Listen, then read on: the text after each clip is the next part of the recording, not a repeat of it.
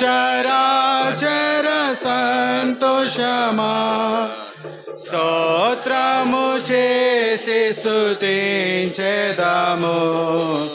సంతసముగా నేను పొగడెదను స్తోత్రము చేసి స్తుతించెదను సంతసముగా నేను పొగడెదను హల్లెలూయా హల్లెలూయా హల్లెలూయా హల్లెలూయా హల్లెలూయా అని పాడెదను ఆనందముతో సాగెదము ఆనందముతో సాగెదను ప్రేమించినను వెదకితివి ప్రీతితో నన్ను రక్షించితివి ప్రేమించినను వెదకితివి ప్రీతితో నన్ను రక్షించితివి పరిశుద్ధముగా జీవించుటకై పాపిని నన్ను కరుణించితివి పరిశుద్ధముగా జీవించుటకై పాపిని నన్ను కరుణించితివి హల్లెలూయా హల్లెలూయా హల్లెలూయా హల్లెలూయా హల్లెలూయా అని పాడెదను ఆనందముతో సాగెదను ఆనందముతో సాగెదను.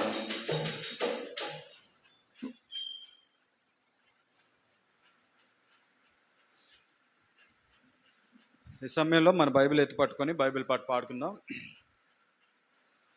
పఠింప శ్రేష్ఠ గ్రంథము బైబిల్ పఠింప శ్రేష్ఠ గ్రంథము బైబిల్ అనుదినం పఠించిన ప్రేమతోడ నడుపును ఓ పఠింప శ్రేష్ఠ గ్రంథము Bible. The best book to read is the Bible. The best book to read is the Bible. If you read it every day, it will help you all the way. Oh, the best book to read is the Bible.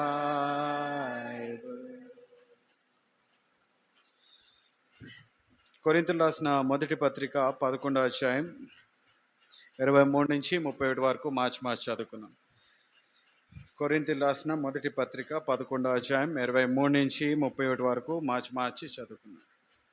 నేను మీకు అప్పగించిన దాన్ని ప్రభు వలన పొందితిని. ప్రభువైన యేసు తాను అప్పగింపబడిన రాత్రి ఒక రొట్టెను ఎత్తుకొని కృతజ్ఞతాస్తుతులు చెల్లించి దాన్ని విరిచి, ఇది మీ కొరకైన నా శరీరము, నన్ను జ్ఞాపకం చేసుకుని చేయడం. ఆ ప్రకారమే భోజనం పిమ్మట ఆయన పాత్రను ఎత్తుకొని, ఈ పాత్ర నా రక్తం వలన కొత్త నిబంధన, మీరు దీనిలో త్రాగినప్పుడల్లా నన్ను జ్ఞాపకం చేసుకొనుటకై దీన్ని చేయడని చెప్పాను. మీరు ఈ రొట్టెను తిని ఈ పాత్రలను త్రాగినప్పుడల్లా ప్రభు వచ్చే వరకు ఆయన మరణం. కాబట్టి ఎవడు అయోగ్యముగా ప్రభు యొక్క రొట్టెను తినునో లేక ఆయన పాత్రలోంది త్రాగునో వాడు ప్రభు యొక్క శరీరము గూర్చి రక్తముని గూర్చి అపరాధి అగును. కాబట్టి ప్రతి మనుషుడు తాను పరీక్షించుకునే వాళ్ళను అలాగే చూసి రొట్టెను తిని ఆ పాత్రను త్రాగు. ప్రభు శరీరమని వివేచింపక తిని త్రాగువాడు తనకు శిక్ష విధి కలుగుటకై తిని త్రాగుచున్నాడు. ఇందువలన మీలో అనేకులు రోగులు చాలా మంది. అయితే మనల్ని మనమే విమర్శించుకుని నేడలా తీర్పు పొందకపోదము. ప్రార్థన చేసుకుందాం.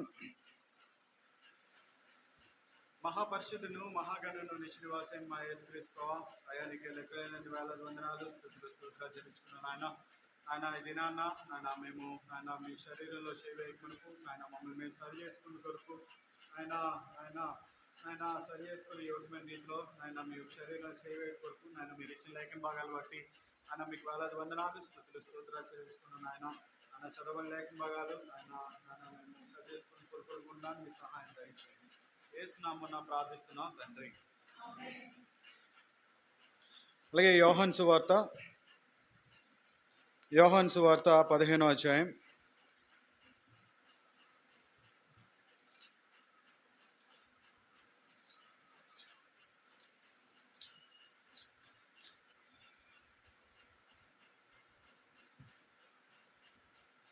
16వ వచనం. మీరు నన్ను ఏర్పరచుకొనలేదు, మీరు నా పేరు ఆయన మీకు అనుగ్రహించినట్లు మీరు వెళ్ళి ఫలించుటకును మీ ఫలము నిలుచుటకును నేను మిమ్మల్ని ఏర్పరచుకొని నియమించితిని. గత కాలంలో కూడా మనం ఇదే వాక్యం మీద మాట్లాడుకున్నాం. అయితే ఇక్కడ మనం చూస్తున్నాం కదా, మీరు నన్ను ఏర్పరచుకొనలేదు. మనము చూసుకున్నట్లయితే మనం ఏర్పరచుకోలేదు, దేవుణ్ణి ఏర్పరచుకోలేదని చూస్తున్నాము. ఇంకా కింద వచనాల్లో మనం చూసుకున్నట్లయితే మీరు నా పేరట తండ్రిని ఏమి అడుగుదరో అది ఆయన మీకు అనుగ్రహించినట్లు మీరు వెళ్ళి ఫలించుటకును మీ ఫలము నిలిచిండుటకును నేను మిమ్మను ఏర్పరచుకొని నియమించితిని. ఇక్కడ చూసుకున్నట్లయితే మీరు నా పేరట తండ్రిని ఏమి అడుగుదరో అది ఆయన మీకు అనుగ్రహించినట్లు, ఆయన పేరట మనం దేవుణ్ణి ఏదైతే అడుగుతామో ఆయన మనకి అనుగ్రహిస్తాడన్నట్టుగా మనం చూస్తున్నాము. అయితే అవి పట్టుకొని వెళ్ళి మనం ఫలించాలని, ఇంకా ఫలించుటకును మీ ఫలము నిలిచిండుటకును నేను మిమ్మను ఏర్పరచుకొని నియమించితిని. అయితే ఇక్కడ ప్రార్థన విషయంలో అసలు మన ప్రార్థన దేవుడు వింటున్నాడా లేదా అనేది ఈ దినాన మనం పరీక్షించుకోవాలి. అసలు దేవుడు అసలు ఏ ప్రార్థన వింటాడు, ఏ ప్రార్థన వినడు అనేది కొన్ని విషయాలు ఉన్నాయి బైబిల్లో, అవి చూద్దాము. అయితే యాకోబు పత్రిక 4వ అధ్యాయం 3వ వచనంలో మనం చూసుకున్నట్లయితే మీరు అడిగినను మీ భోగముల నిమిత్తము వినియోగించుటకై దురుద్దేశంతో అడుగుదురు. ఇక్కడ గనుక మీకేమీ దొరకట్లేదు. ఇక్కడ మనం చూసుకున్నట్లయితే మీరు అడిగినను మీ భోగముల నిమిత్తము వినియోగించుటకై దురుద్దేశంతో అడుగుదురు గనుక మీకేమీ దొరకట్లేదు. మనం ఏది అడిగినా ఏది ప్రార్థన చేసినా అది ఎలా ఉందంట, దురుద్దేశంతో ఉంది. అది ఏంటంటే మన సుఖభోగాల నిమిత్తం అడిగేటువంటిదిగా ఉన్నట్టుగా దేవుడు తెలియజేస్తున్నాడు. అయితే అందుకని ఏమవ్వట్లేదంట, గనుక మీకేమీ దొరకట్లేదు. మనం అడిగే ప్రార్థన, మనం చేసే ప్రార్థనలో ఏముంది, దురుద్దేశం ఉంది. ఇంకా ఏమున్నాయి, మన సుఖ భోగాల నిమిత్తం మనం అడుగుతున్నాం కాబట్టి అది దొరకట్లేదని మనం చూస్తూ ఉన్నాము. ఇంకా చూసుకున్నట్లయితే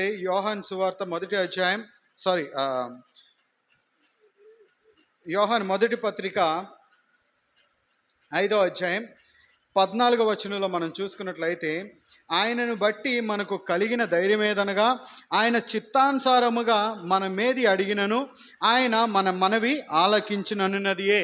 ఇక్కడ చూస్తున్నాం కదా, ఆయన బట్టి మనకు కలిగిన ధైర్యం ఏదనగా, ఆయన బట్టి మనకి కలిగిన ధైర్యం ఏంటి అని మనం చూసుకున్నట్లయితే ఆయన చిత్తానుసారముగా మనమేది అడిగినను ఆయన మన మనవి ఆలకించునన్నదియే. ఇక్కడ మనం చేసే ప్రార్థన ఎలా ఉండాలి,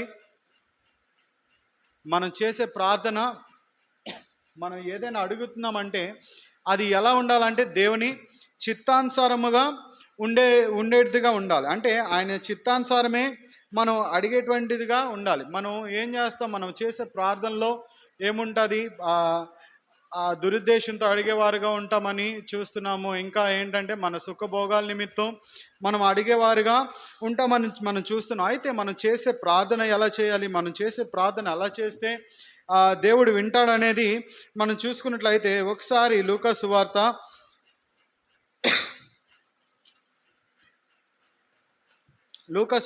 11వ అధ్యాయం లూకా సువార్త 11వ అధ్యాయం మొదటి వచనాన్ని మనం చూసుకున్నట్లయితే ఆయన ఈ యొక్క చోట ప్రార్థన చేయుచుండెను. ప్రార్థన చాలించిన తర్వాత ఆయన శిష్యుల్లో ఒకడు, ప్రభువా యెహోవా ప్రభువా యోహాను తన శిష్యులకు నేర్పినట్లుగా మాకు ప్రార్థన చేయ నేర్పమని ఆయనను అడిగాను. ఇక్కడ చూసుకున్నట్లయితే ఆయన శిష్యులే ఏమని అడుగుతున్నారు? దేవుని దగ్గరికి వెళ్ళి ఏమని అడుగుతున్నారు ఆయన శిష్యులు? మాకు ప్రార్థన చేయడం తెలియదు, మాకు ప్రార్థన చేయడం నేర్పించని చెప్పి శిష్యులు దేవుని దగ్గరికి వెళ్ళి అడుగుతూ ఉన్నారు. ఒక విధంగా చూసుకున్నట్లయితే అప్పుడు దాకా ఏం చేస్తున్నారు వీళ్ళు ఏం చేస్తున్నారంటే దేవుడు చేసిన కార్యాలు వింటున్నారు, వీళ్ళు ప్రార్థన చేస్తున్నారు.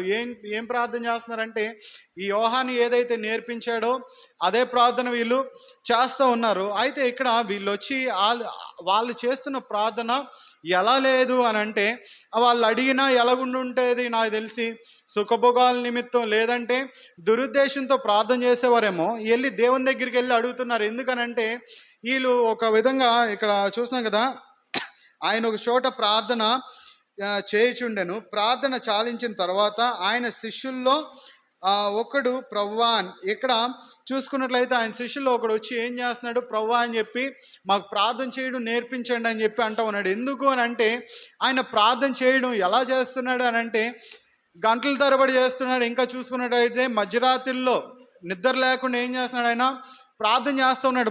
మన జీవితంలో మనం కూడా చూస్తే ఒకసారి మనం ప్రార్థన చేసామంటే ప్రార్థన 1 నిమిషంలో అయిపోతుంటుంది, 2 నిమిషం, ఎంత మంది గురించి చేసినా గట్టిగా ఒక 5-10 నిమిషాల్లో ప్రార్థన కంప్లీట్ అయిపోతుంటుంది. ఇక్కడ చూసుకున్నట్లయితే ఈ యేసుక్రీస్తు ప్రభువారు ఆ రాత్రి సమయంలో ఏం చేస్తున్నారంటే వీళ్ళని వదిలేసి ఎక్కడికో వెళ్ళి దూరంగా వెళ్ళి ఏం చేస్తున్నారు? గంటలు ప్రార్థన చేస్తున్నారు. అసలు ఏం ప్రార్థన చేస్తున్నారు అనేది శిష్యులకు అర్థం కాల. వీళ్ళకి ఏంటంటే యోహాన్ని నేర్పించాడు అప్పుడు దాకా. ఎందుకంటే వీళ్ళు యోహాన్ని వెంబడించారు కాబట్టి ఆయన ఏది నేర్పిస్తే అదే. ఒకరోజు ఏమైంది? యేసుక్రీస్తు ప్రభువారు వస్తుంటే ఇదిగో ఆ లోక పాపం మోసుకునే దేవుని గొర్రెపిల్ల అని చెప్పినప్పుడు వీళ్ళు ఏం చేస్తారు? ఇప్పుడు దాకా ఈయన చెప్తుంది ఆయన గురించే కదా అని చెప్పి మళ్ళీ తిరిగి వెళ్ళి ఆయన్ని ఫాలో అవుతూ ఉంటారు. అయితే అక్కడ అప్పుడు ఏంటి వీళ్ళు ఎరిగారంటే మొట్టమొదటిగా వీరు చేసే ప్రార్థన వెళ్ళట్లా, దేవుని దగ్గరికి వెళ్ళట్లా. ఎందుకనంటే వీళ్ళు అడిగితే దురుద్దేశంతో అడుగుతున్నారు, లేదా వీళ్ళు సుఖభోగాల నిమిత్తం అడుగుతున్నారు తప్పించి వాళ్ళు చేసిన ప్రార్థన ప్రాపర్గా ఉండట్లా. అందుకని ఏం చేశాడు? ఆయన్ని ప్రార్థన నేర్పించమని చెప్పి అడుగుతూ ఉన్నారు. మన జీవితంలో చూసుకున్నట్లయితే మనం కూడా ప్రార్థన చేస్తూ ఉంటాం. కానీ ఏంటంటే వచ్చిన ప్రార్థన, పాడిన పాట ఏంటంటే ఎవరో ఒక విధంగా ప్రార్థన చేయడం నేర్చుకోవడం, లేదంటే ఎప్పుడో మనం నేర్చుకున్న ప్రార్థన ఇప్పుడు దాకా మనం చేస్తూ ఉన్నాం. అలా కాదు. మనం ఏంటంటే ప్రతిరోజు ఏం చేయాలి? ఒక కొత్త కీర్తన పాడేవారంగా ఉండాలి. ఇక్కడ అదే చూస్తున్నాం. మనం చేసే ప్రార్థనలో దేని గురించి చేయాలి? నాకు ప్రార్థన చేయడం రాదు, నాకు నేర్పించని చెప్పి మనం ప్రార్థన చేసేవారుగా ఉండాలి. అంటే మన జీవితంలో మనం మొట్టమొదటిగా పరీక్షించుకోవాల్సింది మనకి ప్రార్థన ఎలా చేయాలో దేవుని దగ్గర మనం తెలుసుకునే వారంగా ఉండాలి. ఇంకా మనం చూసుకున్నట్లయితే రెండోదిగా మనం చూసుకున్నట్లయితే ఇదే లూకా సువార్త 11వ అధ్యాయం 13వ వచనం చదవండి.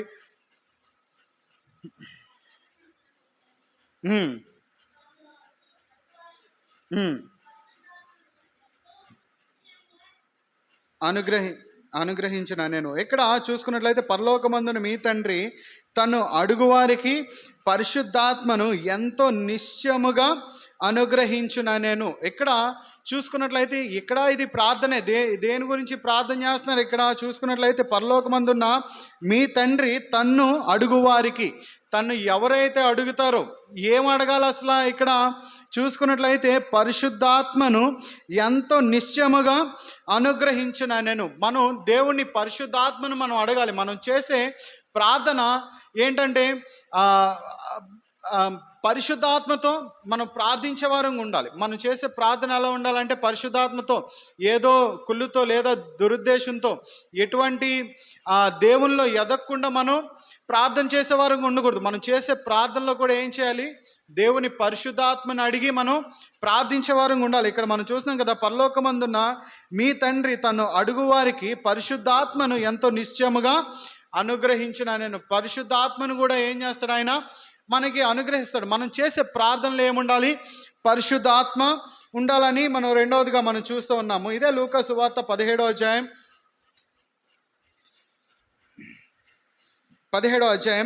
5వ వచనం.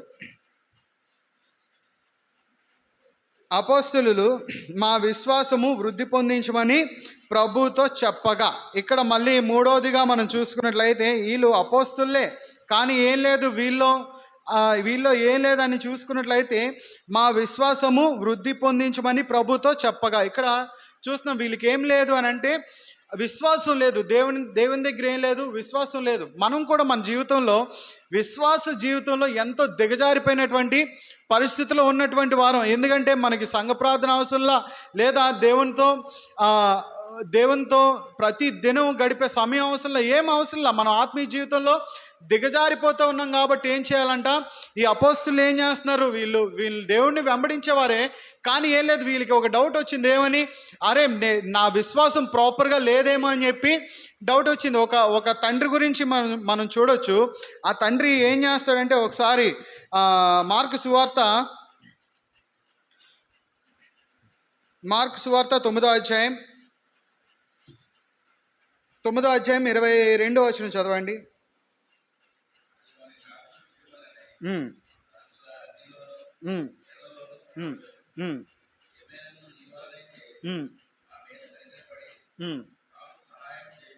చాలు. ఇక్కడ చూసుకున్నట్లయితే ఒక తండ్రి ఆయన కుమారుడికి ఏమంటే దెయ్యం పడుతుంది. అది ఏం చేస్తుంది, ఆ బాడీ అదేం చేస్తుంది అంటే అగ్నిలో నీళ్ళలోకి అలాగా ఇష్టానుసారంగా బిహేవ్ చేస్తూ ఉంటాడు. ఇది మొత్తం అంతా చూసి యేసుక్రీస్తు ప్రభువారు ఇలా కార్యం చేస్తున్నారు, ఇలాగా చనిపోయిన లాజరును లేపుతున్నాడు, ఎన్నో కార్యాలు చేస్తున్నాడు. ఆయన గురించి విన్నాడేమో, ఏం చేస్తాడు, ఆయన అక్కడ ఉన్నాడు, అక్కడికి ఈయన పరిగెట్టుకొని వెళ్తాడు. సరే, అక్కడికి వెళ్ళిన తర్వాత అక్కడ చూస్తే బోల్డంత మంది జనాలు ఉన్నారు. అంటే ఈ ముందు జరిగింది షార్ట్గా చెప్తాను.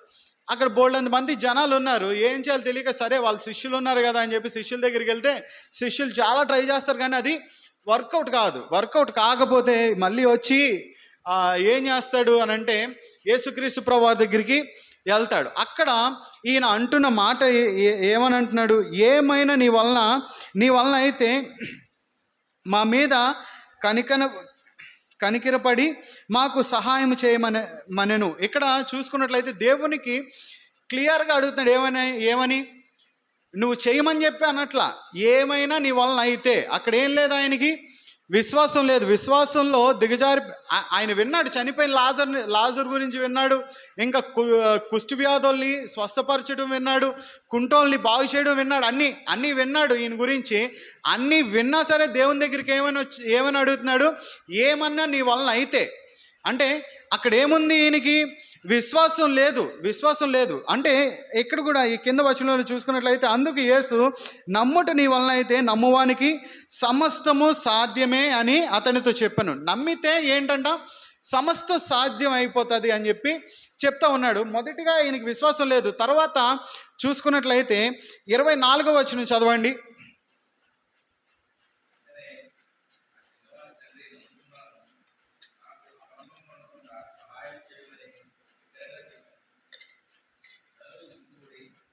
చాలు. ఇక్కడ చూస్తున్నాము ఈ తండ్రి మళ్ళీ యేసుక్రీస్తు ప్రభువారితో ఏమంటున్నారంటే, వెంటనే ఆ చిన్నవాని తండ్రి నమ్ముచున్నాను, నాకు అపనమ్మకం ఉండకుండా సహాయము చేయమని బిగ్గరగా చెప్పాను.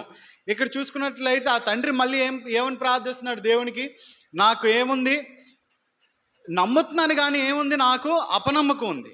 ఆ అపనమ్మకం ఉండకుండా ఏం చేయమంటున్నాడు, నాకు సహాయం చేయమంటున్నాడు. మనం చేసే ప్రార్థన ఎలా ఉండాలి అని అంటే, మన విశ్వాస జీవితం కొరకు మనం ప్రార్థించాలి. మన విశ్వాస జీవితంలో ఎంత దిగజారిపోయామో, ఎందుకంటే మనం మందిరానికి వస్తున్నట్టే ఉంటాము, లేదంటే దేవునితో సమయం గడుపుతున్నట్టే ఉంటాం, కానీ విశ్వాస జీవితం అడుగంటిపోయేటువంటి పరిస్థితి, ఎంతో దిగజారిపోయినటువంటి పరిస్థితి, ఎంతో బలహీనమైపోయినటువంటి పరిస్థితి. కాబట్టి ఇక్కడ చూసుకున్నట్లయితే ఈ తండ్రి నిర్మోహమాటంగా చెప్తున్నాడు దేవునికి, ప్రభువా నేను విశ్వాస జీవితంలో నేను ప్రాపర్గా ఉండలేకపోతున్నా, నాకేంటంటే అపనమ్మకం కుదురుతుంది, అపనమ్మకం వచ్చేస్తుంది, కాబట్టి నన్ను బలపరచు అని చెప్పి విశ్వాస జీవితం గురించి కూడా ఈయన ఇక్కడ ప్రార్థన చేస్తున్నాడు. ఇక్కడ చూసుకున్నట్లయితే అపోస్తులు కూడా ఏమని చేస్తున్నారు, దేవునికి విశ్వాసాన్ని వృద్ధి పొందించమని చెప్పి దేవునికి ప్రార్థన చేస్తున్నారు. మన జీవితంలో మన విశ్వాస జీవితం ఎలా ఉందనేది మనం పరీక్షించుకోవాలి. ఒకవేళ అలా లేకపోతే, ప్రభువా నేను విశ్వాస జీవితంలో దిగజారిపోతున్నా, నీకు సమయం ఇవ్వలేకపోతున్నానని చెప్పి మనం దేవునికి ప్రార్థించే వారు ఉండాలి. ఇంకా కీర్తనలు 143 అధ్యాయం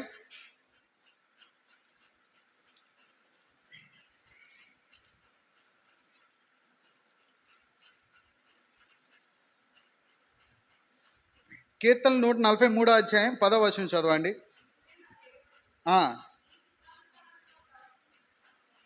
చాలు. ఇక్కడ నీవే నా దేవుడు, నీ చిత్తానుసారంగా ప్రవర్తించుట నాకు నేర్పుము. ఇక్కడ చూస్తున్నాం కదా, చేసే ప్రార్థనలో ఇంకేముండాలి? నీవే నా దేవుడు అని చెప్తున్నాడు. ఇంకా చూసుకున్నట్లయితే నీ చిత్తానుసారంగా ప్రవర్తించుట నాకు నేర్పుము. చిత్తానుసారంగా మన ప్రవర్తన ఎలా ఉండాలో అది ఎవరి దగ్గర నుంచి తెలుసుకోవాలి? మనం దేవుని దగ్గర నుంచి తెలుసుకోవాలి. ఒక పని చేస్తున్నాము, ఆ పని చేసే ముందు ప్రభువా ఇది నీ చిత్తంలో ఉందా లేదా అనేది మనం పరీక్షించుకొని చేసేవారంగా ఉండాలి. ఇక్కడ దావీదు చేసే ప్రతి పనికి ఏం చేస్తాడు? దేవుడి దగ్గర నుంచి ఇది నువ్వు యాక్సెప్ట్ చేస్తున్నావా లేదని, నీ పని చేయడానికి నువ్వు యాక్సెప్ట్ చేస్తున్నావా లేదని ఒక కన్ఫర్మేషన్ దేవుని దగ్గర నుంచి తీసుకొని పని చేసేవాడుగా ఉంటాడు. కొంతమంది ఏం చేస్తారంటే మనం అన్నీ ప్రిపేర్ అయిపోయి ఉండి మనం ఏంటంటే ఒక్కోసారి చిక్కుల్లో పడిపోతూ ఉంటాం. అంటే అక్కడ దేవుని చిత్తం ఉండదు. దేవుని చిత్తం ఉండకుండా మనం ఏం చేస్తాం? మనం ఒక డేర్ స్టెప్ వేసుకొని ఏం చేస్తాం? అది దేవుని చిత్తమే అని మనమే కన్ఫర్మ్ చేసేసి ఒకనొక సిచ్యువేషన్లో దానివల్ల ఏదో ఒక ఇబ్బందుల్లో పడేటువంటి పరిస్థితి ఇక్కడ చూస్తున్నాం కదా. నీవే నా దేవుడు, నీ చిత్తానుసారంగా ప్రవర్తించుట నాకు నేర్పుము. మనం చేసే ప్రతి పని దేవుని చిత్తంలో ఉందా లేదా అనేది మనం కన్ఫర్మ్ చేసుకోవాలి. ఒక విధంగా భక్సింగ్ గారి గురించి చెప్తారు కదా, ఏమని ఒకరోజు ఈయన హెయిర్ కట్ చేసుకోవడానికి వెళ్ళాలి. హెయిర్ కట్ చేసుకోవడానికి వెళ్ళాల్సి వస్తే దేవుణ్ణి అడుగుతారు, నేను వాళ్ళు వెళ్ళనా లేదా హెయిర్ కట్ చేయించుకోవడానికి, నేను వెళ్ళాలా వద్దా అని చెప్పి 2 రోజులు ఆపుతాడంట దేవుడు. సరే 2 రోజులు ఆపి మళ్ళీ 3వ రోజున ఈ రోజు వెళ్ళని చెప్పేసి దేవుడు చెప్తే సరే ఈయన ఒక హెయిర్ కట్ షాప్కి వెళ్ళాడు. వెళ్ళిన తర్వాత ఆయన హెయిర్ కట్ అయ్యే లోపల ఏం చేశాడు? ఆ హెయిర్ కట్ చేస్తున్న అతన్ని రక్షించాడు. అంటే అప్పుడు దాకా ఆ షాప్ క్లోజ్లో ఉందంట. అప్పుడు దాకా ఆ షాప్ క్లోజ్లో ఉంది. ఆయన అప్పుడే ఆ షాప్ ఓపెన్ చేశాడు. ఆ రోజే ఆ షాప్ ఓపెన్ చేశాడు. ఏమైంది? ఒక ఆత్మను రక్షించడానికి అయింది.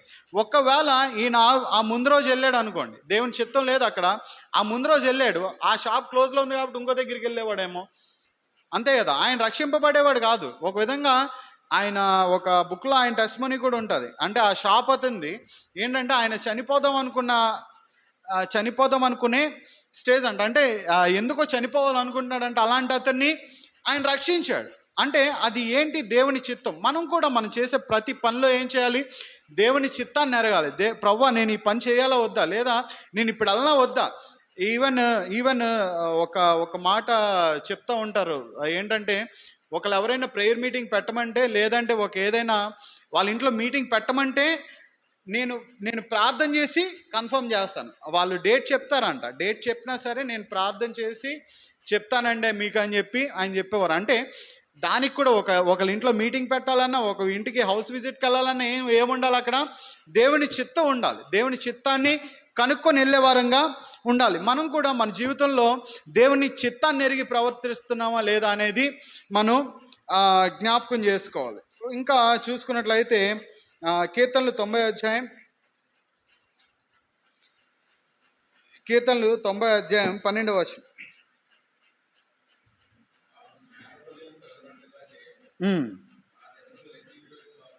చాలు. ఇంకా చూసుకున్నట్లయితే మాకు జ్ఞాన హృదయము కలుగునట్లు చేయుము. మనకి ఏం కావాలంటే జ్ఞాన హృదయం. దేనికి జ్ఞాన హృదయం అని చూసుకున్నట్లయితే మా దినములు లెక్కించుట మాకు నేర్పుము. మా దినములు లెక్కించుట మాకు నేర్పుము. దినాలు 1 సంవత్సరం ముందుకెళ్తున్నామంటే మరణానికి దగ్గర అయిపోతున్నట్టే, చావుకి దగ్గర అయిపోతున్నట్టే. మనం అంతే కదా, ఒక సంవత్సరం మన జీవితంలో ఎక్స్టెండ్ అవుతుంది. ఒక రోజు మనకి ఎక్స్టెండ్ అవుతుంది. దినాలు ఇంకో దినం వచ్చామంటే ఏమవుతుంది? మరణానికి దగ్గర అయిపోతున్నాం. కాబట్టి మనం ఏం చేయాలి? ఆ దినాన్ని లెక్కించడం, అంటే మనల్ని మనం పరీక్షించుకోవడం మనకి నేర్పించమని చెప్పి. అంటే ఇక్కడ మనం చూస్తున్నాం కదా, మాకు జ్ఞాన హృదయము కలుగునట్లుగా చేయము. జ్ఞాన హృదయం దేని విషయంలో? జ్ఞాన హృదయం ప్రభు బలలో చేయవేసే ముందుగా ఎలా సరి చేసుకోవాలనేది. మన దినాలు దగ్గరికి వచ్చేస్తున్నాయి కాబట్టి, మన మరణ దినాలు దగ్గరికి వచ్చేస్తున్నాయి కాబట్టి మనం ఏం చేయాలి? మన దినాలు లెక్కించడం నేర్చుకోవాలి. అంటే అలాంటి జ్ఞాన హృదయాన్ని నాకు ఇవ్వు అని చెప్పి మనం ఏం చేయాలి? ప్రభు దగ్గర అడిగే వారంగా ఉండాలి. మనం ఎప్పటికప్పుడు సరి చేసుకునే వారంగా మనం ఉండాలి. ఇంకా చూసుకున్నట్లయితే ఇదే కీర్తనలు 25వ అధ్యాయం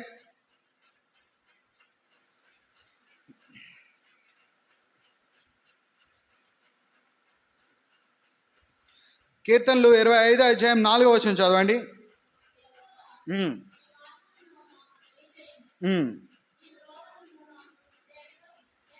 చాలు. యెహోవా నీ మార్గములు నాకు తెలియజేయము, నీ త్రోవలు నాకు తేటపరచుము. ఇక్కడ ఆయన మార్గాల్ని మనం తెలియజేయమనే వారంగా ఉండాలి. అంటే ఆయన మార్గాలను ఎరిగి దాంట్లో నడిచే వారంగా ఉండాలి. అంటే ప్రభువా నా పట్ల నీ ప్లాన్ ఏంటి, నేనేం చేయాలనుకుంటున్నావు, నేను ఏది చెయ్యాలనేది ఏం చేయాలి దేవుని దగ్గర నుంచి మనం తెలుసుకునే వారంగా ఉండాలి.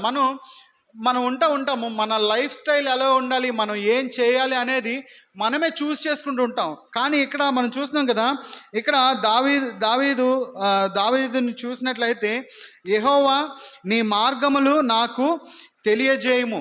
దేవుడు మనకి ఏదైతే మార్గం చూపిస్తున్నాడో అదేం చేయాలి, మనం తెలుసుకోవాలి. ఇంకా చూసుకున్నట్లయితే నీ త్రోవలు నాకు తేటపరచము. ఆయన ఏదైతే మన కొరకు ఒక త్రోవ వేశాడో దాన్ని తేటపరచమని చెప్పి మనం ఏం చేయాలి, దాని గురించి దేవుని దగ్గర తెలుసుకునే వారంగా ఉండాలి. కాబట్టి ఈ దినాన్న పరీక్షించుకునే ముందుగా మన త్రోవల గురించి కూడా మనం దేవుని దగ్గర కనిపెట్టే వారంగా ఉండాలి. ఒకసారి మత్తయి సువార్త 11వ అధ్యాయం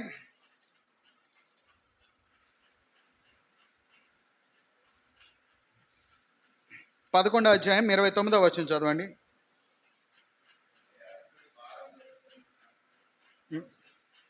చదవండి.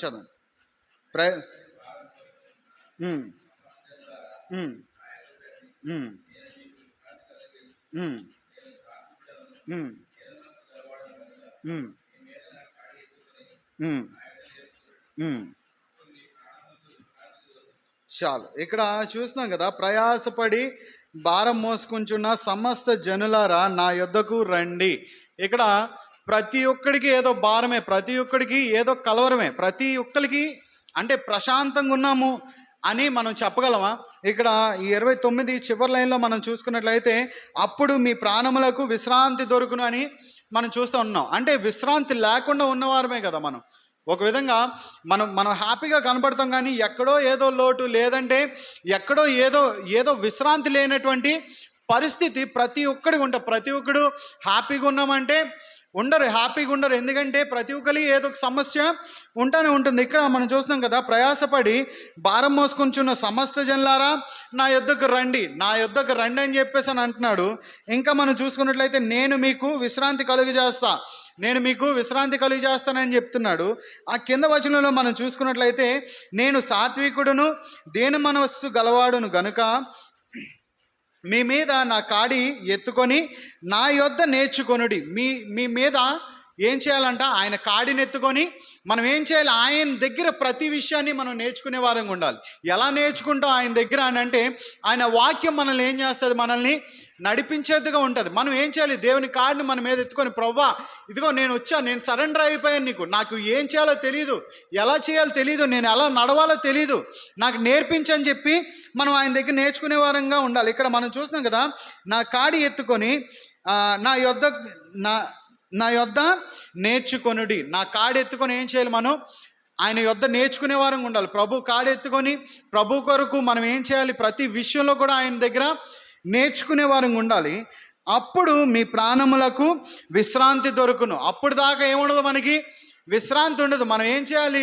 మనం వెళ్ళి సరెండర్ చేసుకోవాలి దేవుని దగ్గరికి వెళ్ళి, ప్రభువా నేనేం చేయాలో, నేను ఎలా ఉండాలో, నేను ఎలా ప్రార్థన చేయాలో, నా విశ్వాస జీవితం ఎలా ఉండాలో, ప్రతి ఒక్క విషయం కూడా ఏం చేయాలి? దేవుని దగ్గర మనం ఎప్పుడైతే సరెండర్ చేసుకుంటామో దేవుడు మనకి ఏం చేస్తాడు? మన ప్రాణానికి విశ్రాంతి కలిగజేసేవాడు ఉంటాడు.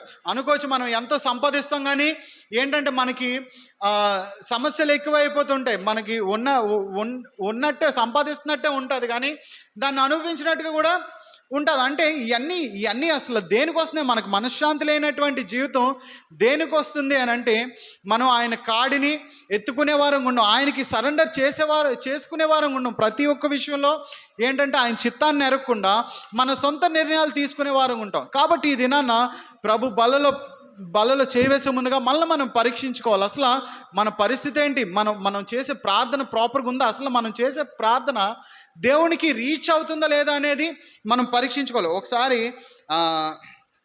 యాకోబు పత్రిక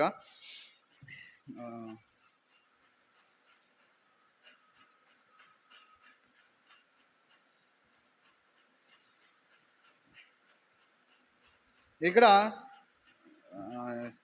ఇది దొరకట్లేదు. ఒకసారి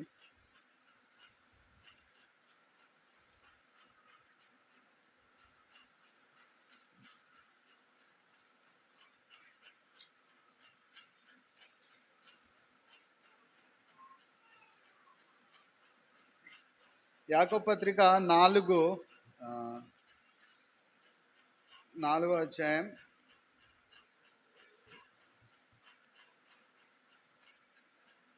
అసలు ఒక దగ్గర ఉంటుంది, మీ ప్రార్థన అసలు దేవుని దగ్గరికి రీచ్ అవ్వట్లేదు అని ఉంటుంది. అంటే మనం చేసిన ప్రార్థన అది రీచ్ అవ్వదు, దేవుని దగ్గరికి రీచ్ అవ్వదని ఉంటుంది. అది ఎక్కడుందో నాకు ప్రాపర్గా ఐడియా రావట్లేదు.